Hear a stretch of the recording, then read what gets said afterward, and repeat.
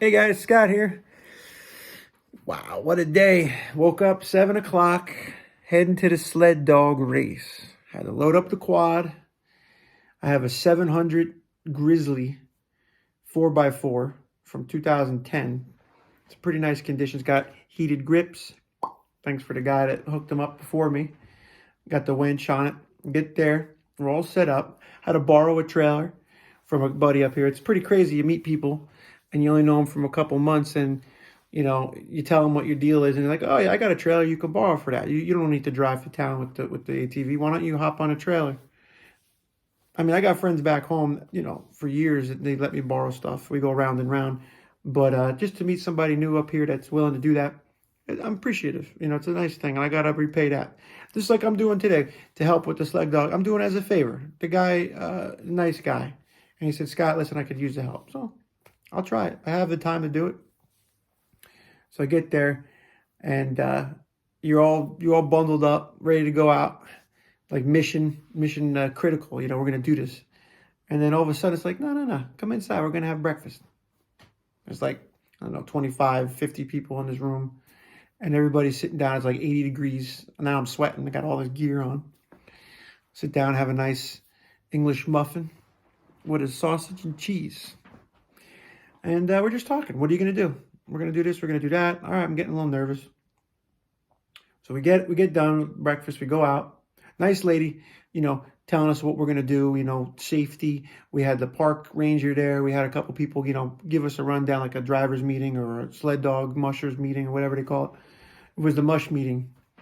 And we went through everything that I don't have no questions. I'm basically following orders. It's easy for me to be there because I'm just the guy driving the quad. But you get outside, man. 500 dogs barking, looked like people running in all directions. And then you're like, all right, I'm on this quad and I can hurt somebody. So I got to go easy. And I'm going real slow. And I look, they chain me up to the first team. That was my team, whatever. I look, and I'm like, look at this little sled. It looks like some wicker basket like that you got on somebody's Florida sunroom, like somebody in Florida, like a screen porch, sitting back on their armchair. This little light, like balsa wood thing. I'm thinking to myself, this is a 700 Grizzly, man. Like, I'm going to break this thing in two if I hit the brakes. These dogs are pulling, and I'm trying to hold them back. And, the ropes, cables, and then what's the weak link? So I realized, luckily, they had the string go past the sled and go right to the dog. So rope to rope instead of rope to sled to me. So that was cool. I was nervous about that. No one said nothing. And they got like a little foot brake, but they need me to help control them, like swing the back end of the sled around if there's a turn. Because, these dogs, I don't know how many feet away I was from the lead dog. These are full length dog, chains. Like, it's not just a small little, set up team. This is a full team, I think.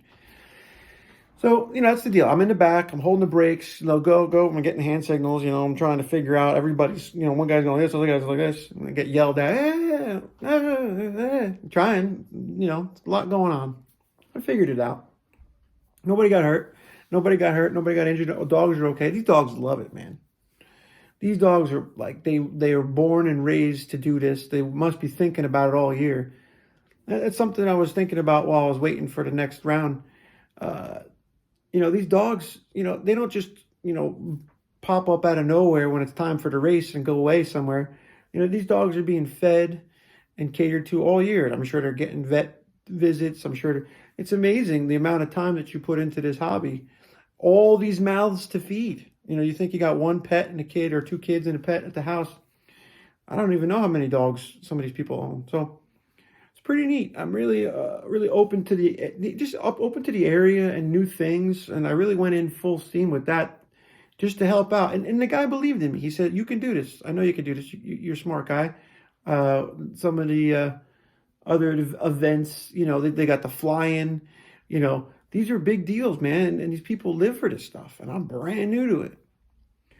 I only compare it to something like my BMX days, like when I'm racing bikes. Like going to a Sunday race at a different track in a different part of the country, and you show up and you got your gear, and who's got it together, who's got the professional gig going, they got the gear right, and who's just trying their best to get there and have a good time. And I've always been a budget guy. budget stuff, I'd be out there, I'd be making a mess of things with old hand-me-down ropes. But it was a good time, worth a trip to look at. If you ever hear one in your area, you know, it's nice to be in the four seasons up here. We get the four seasons. You could be swimming in the summer. You could be swimming in the winter too if you want to freeze. But you could do everything here. And that's one thing I'm happy I'm getting exposed to. I'm gonna see if I got any videos. Anybody took any video of me running a quad? I'll post it. I got one video of the dogs barking, but I really wanted to pay attention to what was happening. You know, I'm responsible. I'm attached to their animals. I'm attached to their stuff. We all did a great job, I think. And in the loop, I think it was 35 miles. And wherever there was a road crossing, they had people there making sure that this dog sled's not going to bust out in the middle of the traffic. Little guy, 11-year-old, 12-year-old kids running one. You know, it's crazy. All right, see you later. Going to, you know, sliding down the trail with all these dogs. I give him a lot of credit, man. 12 years old, I don't think I was even anywhere near doing anything like that. Yeah, so it was worth it. It was worth it to do it and help out. And maybe we should all do more stuff like that. Maybe I should do more stuff like that. Help out in town, and especially in a small community. In this age, you know, I always wondered, like, when do we stop living for ourselves and start giving something back? Maybe help out, you know. Help out. There's a lot of people, like, saving old buildings in town, or they're trying to take this and that, take care of this and that. And it's all a lot of volunteers. It's neat. And it's a tourist area, so you got to help out. I mean, I'm on to.